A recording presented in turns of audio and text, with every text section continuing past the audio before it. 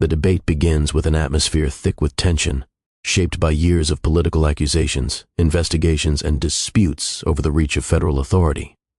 This confrontation, centered on questions about the Department of Justice and its integrity, is framed as far more than a disagreement between two public figures. It is portrayed as a struggle over how justice should operate in a divided nation. Early in the narrative, viewers are reminded to stay engaged with the unfolding clash and are encouraged to subscribe so they can follow future deep dives into similar political and constitutional showdowns. With that brief invitation set aside, the focus shifts fully onto the conflict. One perspective in the debate presents the Department of Justice as an institution that must remain unshaken by political winds. According to this view, the DOJ is constructed to function independently of partisan interests, guided not by the ambitions of elected officials, but by the demands of law and fairness. This side argues that constant accusations of bias threaten the department's ability to carry out its duties. If every prosecutorial decision is interpreted through a political lens, the public may begin to suspect that the rule of law itself is unstable. The defenders of departmental integrity maintain that long-standing procedures, ethical guidelines, and internal checks exist precisely to prevent political interference, and undermining these structures risks damaging the institution's credibility.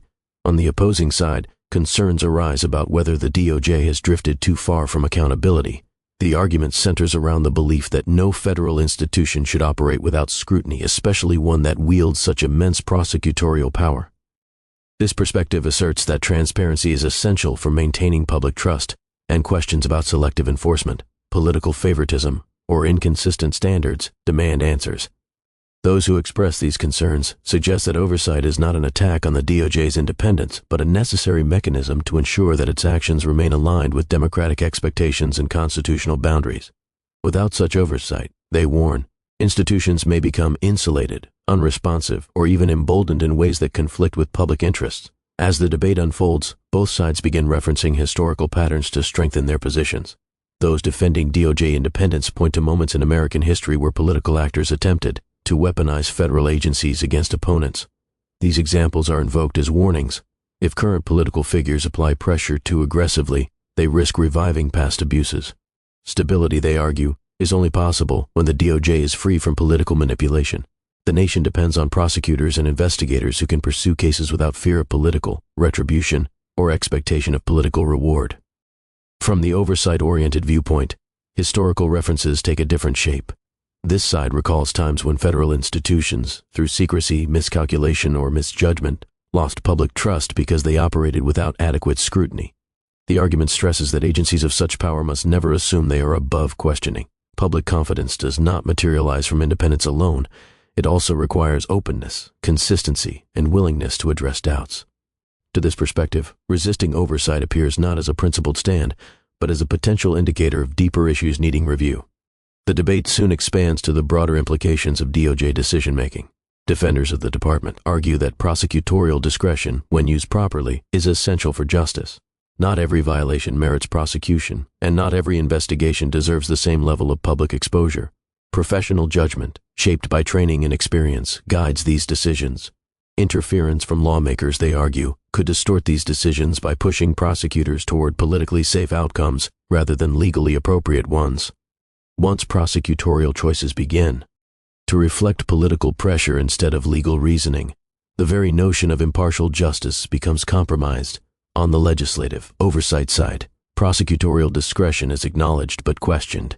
The concern lies not in the existence of discretion but in whether it is applied evenly and fairly. This side points to the dangers of selective enforcement, where certain individuals or groups receive harsher or lighter treatment based on political visibility or ideological alignment. To them, oversight ensures that discretion is exercised systematically, free from ideological bias. Without transparency, selective enforcement can erode the public's belief that legal consequences apply equally to all citizens. Public perception becomes central to the argument. Defenders of DOJ independence claim that constant congressional interrogation can create the illusion of wrongdoing even when none exists. According to this reasoning, political accusations, amplified through media and partisan narratives, can overshadow the department's actual conduct. This perception-driven approach may pressure DOJ leaders to act not according to legal requirements but to satisfy public relations concern. The department, in this view, must resist such pressures to maintain its integrity. Those advocating for oversight counter that perception matters precisely because trust is the foundation of justice. If large segments of the public believe the department acts unfairly or inconsistently, then restoring confidence requires more than internal assurances. Oversight is portrayed as a tool for addressing doubts openly, rather than harming the department. Supporters argue transparency strengthens it. A system that welcomes scrutiny communicates confidence in its own fairness and allows the public to see that procedures, not politics, guide decisions. The philosophical divide deepens as both sides discuss the Constitution. The independence-oriented argument highlights the separation of powers. The executive branch, through the DOJ, must retain autonomy to enforce laws. Allowing legislators to influence or interrogate legal decisions too closely risks blurring branch boundaries. The framers designed a system where each branch maintains guardrails to prevent domination by another. Too much legislative probing, according to this belief, represents a constitutional imbalance. The oversight-focused view interprets the separation of powers differently. This perspective insists that checks and balances require interaction, not isolation. Congress's authority includes ensuring that executive agencies remain within legal boundaries. Oversight is not intrusion but responsibility, a constitutional duty to examine the actions of agencies funded by taxpayers and empowered by federal law. This side argues that oversight is not a breach of separation of powers, but an expression of it. As the debate nears the end of this first segment, the narrative makes clear that each argument carries genuine concerns rooted in historical experience, legal interpretation, and political philosophy. The integrity of the DOJ is not merely a bureaucratic matter. It touches on national identity, civil liberties, and the meaning of justice itself. Meanwhile, accountability to the people through their elected representatives is a foundational principle of democratic governance. Neither viewpoint dismisses the importance of the other's concerns, yet each reaches entirely different conclusions about how best to preserve the nation's institutional strength. The clash therefore becomes not simply about policies or personalities, but about competing visions of how justice should function in a polarized environment. Whether independence or oversight provides the stronger shield for the Constitution remains the central question, one that continues to energize debates across the country. The exchange between Merrick Garland and Ted Cruz intensified as both figures leaned deeper into the philosophical and constitutional foundations of their positions. Cruz sharpened his argument by returning to the theme of accountability, insisting that no department, no matter how cherished or historically respected, is above transparency, particularly the Department of Justice.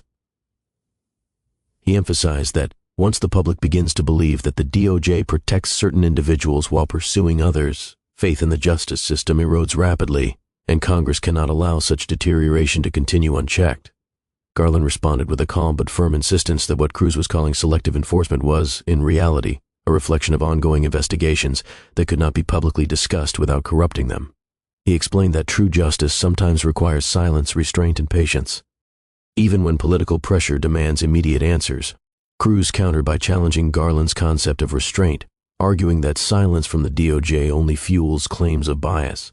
He referenced high-profile cases in which the public perception had skewed dramatically because the department refused to comment, creating a vacuum filled with speculation. Garland pushed back by explaining that speculation cannot be the standard upon which the DOJ alters policy. He warned that abandoning investigative protocols to appease political pressure would set a precedent that future administrations, of either party, could exploit to pursue political enemies or shield allies. To him, resisting that temptation was not only a legal responsibility, but a moral one. Cruz shifted tactics by invoking the Constitution itself, noting that the founders intentionally crafted a system in which each branch has tools to challenge the others. He pointed out that the legislative branch's power of oversight exists precisely because situations arise where the executive branch or its agencies appear to operate without transparency. Garland accepted the premise of checks and balances, but insisted that oversight must not be weaponized. He explained that congressional oversight is strongest when it respects its boundaries, because when those lines are crossed, it places not only the DOJ, but the entire separation of powers at risk. He stressed that the department's independence does not threaten democracy. Rather, it preserves the balance that prevents any single branch from dominating the others. Cruz then addressed the issue of subpoenas, insisting that when Congress issues them, the default expectation should be compliance unless a legitimate legal justification exists to refuse. He argued that the DOJ's repeated reluctance to hand over certain documents or participate in certain inquiries appears to the public as an attempt to avoid accountability. Garland replied by explaining that subpoenas directed at ongoing investigations often jeopardize the integrity of those investigations by prematurely exposing sensitive details. He noted that the DOJ is obligated to comply with lawful subpoenas, but must also follow departmental regulations that prevent interference with cases still in progress. He stressed that these rules were not designed for the convenience of prosecutors, but to protect defendants, witnesses, and the fairness of the legal process. Cruz continued pressing on timing, pointing out that the DOJ often delays responses so long that congressional sessions end before the requested information is ever produced. Garland countered that such delays are not political stalls, but necessary precautions in a legal ecosystem where premature disclosure can compromise prosecutions, intimidate witnesses, and even impact national security. Cruz questioned whether all such delays could truly be justified under those claims, suggesting that political motivations cannot be entirely ruled out. Garland acknowledged that mistrust is an unfortunate byproduct of the current political environment, but insisted that no decision he makes is influenced by politics. He emphasized that his duty is to the law, even when that law is misunderstood or criticized. The conversation turned toward the historical legacy of the Department of Justice. Cruz argued that the DOJ historically earned the public's trust through transparency and consistency, and he warned that recent controversies undermined that tradition. Garland emphasized that the DOJ's legacy is built not on public approval, but on impartial enforcement of the law. He pointed out that many of the DOJ's most important actions, from civil rights enforcement to corruption prosecutions, were initially unpopular but ultimately recognized as critical to justice. He reminded Cruz that popularity should not dictate prosecutorial decisions, as doing so would erode the department's integrity far more rapidly than any public criticism. Cruz moved to the topic of whistleblowers, arguing that DOJ whistleblowers have reported internal frustrations, delays, and perceived double standards. Garland responded by affirming that the DOJ takes whistleblower claims seriously but must evaluate them through proper channels, and not through political disputes or media narratives. He explained that whistleblower testimony cannot be accepted as absolute truth without verification, and that premature action based solely on allegations would be reckless. He reassured that accountability mechanisms exist within the DOJ, but those mechanisms must operate independently of political actors to remain functional. The exchange then deepened into a discussion about public perception. Cruz emphasized that, regardless of Garland's assurances, millions of Americans believe that justice is no longer applied equally.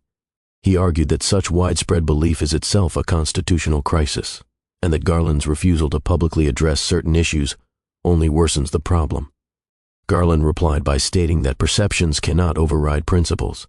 He acknowledged the frustration but argued that responding to every public concern by reshaping policies would allow political winds to dictate the justice system. Instead, he emphasized that fidelity to the law remains the only path to restoring long-term public confidence. Cruz revisited his earlier point about high-profile prosecutions, asking whether the DOJ gives harsher treatment to political opponents of the administration than to its allies. Garland rejected the notion entirely, stating that political affiliation plays no role in charging decisions. He reminded Cruz that the DOJ has prosecuted members of both parties, often facing backlash from both sides. He asserted that impartiality is not something the DOJ claims. It is something it demonstrates through consistent application of the law, even when criticized by political figures on both the left and the right. The conversation grew more intense when Cruz suggested that lack of transparency creates space for corruption, even if unintentional. Garland pushed back strongly, arguing that while corruption is always a risk in any institution, the DOJ has built-in safeguards precisely to prevent that outcome. He noted that prosecutors, inspectors general, internal ethics officials, and federal judges collectively form a network designed to detect and correct misconduct. Cruz accepted the existence of those safeguards, but argued they are insufficient without external oversight from Congress. Garland agreed that congressional oversight is essential, but reiterated that oversight must not interfere with active investigations or violate constitutional boundaries. Cruz emphasized that Congress is elected by the people, and therefore carries an obligation to address concerns of government overreach, particularly within powerful institutions like the DOJ. Garland responded that while Congress represents the people, the justice system must operate beyond political cycles to avoid courts being swayed by temporary majorities. He stated that the DOJ's power is intentionally insulated to prevent its transformation into a tool of political retaliation. Cruz argued that such insulation can easily slide into unaccountability. Garland countered that accountability exists through judicial review, internal investigations, and legislative frameworks, not through immediate compliance with politically charged demands. The exchange continued with both men acknowledging that the American people deserve confidence in their institutions. Cruz argued that such confidence requires greater openness from the DOJ, particularly in controversial matters. Garland asserted that confidence is built not through capitulation to public pressure, but through consistent, principled application of the law. He stressed that the DOJ must sometimes withstand criticism to preserve long-term trust. Cruz maintained that trust cannot exist where transparency is lacking. Garland insisted that transparency cannot override the legal limits that safeguard investigative integrity. The debate ended the second segment with both sides fully entrenched in their respective philosophies, Cruz prioritizing oversight and visible accountability, Garland prioritizing independence and procedural integrity. Despite their disagreements, both express commitment to the Constitution, though each interpreted their role in defending it differently. The clash reflected not just a personal dispute, but a structural tension built into American governance, where oversight and independence constantly push against each other. Their debate continued to escalate, as each sought to articulate why their approach was essential to preserving the nation's legal foundation. The debate entered its final stretch with both men more determined than before, each convinced that the other underestimated the dangers threatening the justice system. Ted Cruz sharpened his focus on ideological influence, arguing that many Americans believe the Department of Justice has shifted from a neutral institution into one influenced by political motivations. He insisted that these concerns are not fringe theories but mainstream fears voiced by a significant portion of the public who feel that the DOJ is no longer blind to politics. Merrick Garland responded by stating that public perception, while important, cannot dictate investigative outcomes. He warned that if prosecutorial decisions were adjusted to satisfy political factions or ease public frustration, the rule of law would collapse. He insisted that the department's role is not to mirror public sentiments, but to uphold justice, even when doing so invites criticism. Cruz challenged this claim by pointing out that the DOJ's refusal to explain certain decisions leaves a vacuum filled by speculation, allowing narratives of bias to take root. He argued that transparency is not only good governance, but a necessary remedy for distrust. Garland acknowledged that transparency matters, yet stressed that certain details cannot be disclosed without compromising cases, constitutional rights, or national security. He insisted that every time a prosecutor reveals too much, a future defendant somewhere in the country could claim that their rights were violated due to prejudicial exposure. To Garland, protecting those rights, even when misunderstood, is an essential pillar of justice. Cruz pivoted toward the legislative responsibility to act when executive agencies appear unaccountable. He emphasized that Congress cannot simply accept assurances without verification, especially when the stakes include national integrity and equal application of the law. He reminded Garland that the founders feared an executive branch and therefore gave Congress oversight powers as a safeguard. Garland agreed that oversight is not only constitutional but necessary. However, he reiterated that oversight must be balanced with investigative integrity and that Congress cannot demand information that would jeopardize prosecutions or violate statutes governing confidentiality. Cruz argued that Congress is fully capable of handling sensitive information through secure procedures and classified briefings, and that refusing to cooperate entirely was not justified by concerns over exposure. Garland countered that classification alone does not resolve all risks, as even the acknowledgement of certain details can compromise investigative strategy. The discussion moved toward the internal operations of the DOJ. Cruz questioned whether the department's hiring, promotion, and disciplinary practices might be influenced by ideological bias, creating an internal culture that leans in particular political directions. Garland rejected this suggestion emphatically, stating that DOJ employees are bound by strict ethics rules and are selected through processes insulated from political influence. He argued that suggesting otherwise diminishes the professionalism of career public servants who dedicate their lives to enforcing the law without prejudice. Cruz acknowledged that many career staff are honorable, but argued that cultural drift can occur subtly over time, especially when leadership sends signals, intentionally or unintentionally, about priorities influenced by politics. Garland pushed back by insisting that leadership signals are based, on law enforcement priorities, not political agendas. He emphasized that the DOJ focuses on combating violent crime, safeguarding national security, upholding civil rights, and fighting public corruption. These priorities, he argued, have remained consistent across administrations. Cruz challenged that assertion by bringing up cases where the DOJ appeared swift in its actions against certain political actors, while slow or hesitant in others. Garland responded by reiterating that each case has unique facts, evidence, and legal considerations that influence timing. He warned that outsiders often underestimate the complexity of federal investigations, which involve hundreds of variables unseen by the public. Cruz asked Garland whether he believed the DOJ was immune from criticism, noting that many Americans expect the department to acknowledge shortcomings or errors when they occur. Garland answered that no institution is perfect and the DOJ has mechanisms to correct mistakes. He cited the Inspector General's office, internal disciplinary procedures, and judicial review as examples of accountability frameworks that operate independently of political influence. Cruz agreed that those mechanisms exist, but argued that public confidence requires visible accountability, not internal processes shielded from scrutiny. Garland countered that broadcasting every internal matter would compromise the department's ability to investigate wrongdoing effectively. The two then clashed over the influence of public opinion. Cruz maintained that ignoring widespread mistrust fuels polarization and drives the public to believe that justice is selectively applied. He insisted that the department must confront these perceptions directly by increasing transparency and addressing controversies head-on. Garland expressed concern that responding to public pressure risks transforming the legal system into one governed by emotion rather than evidence. He warned that bending to popular demands, even when loud, would set a precedent where justice becomes reactive instead of principled. Cruz shifted the debate to the future of the justice system, arguing that without reform and stronger oversight, confidence in the DOJ will continue to erode. He raised concerns about the next generation inheriting a system in which fears of political bias overshadow the rule of law. Garland agreed that the future of American justice is at stake, but maintained that the true danger lies in dismantling institutional safeguards under political pressure. He argued that while trust is essential, the path to restoring it cannot involve undermining the independence that separates democratic justice from authoritarian retaliation. Cruz emphasized that Congress must not hesitate to investigate what the public perceives as wrongdoing. He insisted that oversight is not an attack on independence, but a reinforcement of democratic accountability. Garland acknowledged the role of oversight, but argued that some recent congressional efforts appear designed not to uncover truth, but to score political points, shape narratives, or intimidate prosecutors.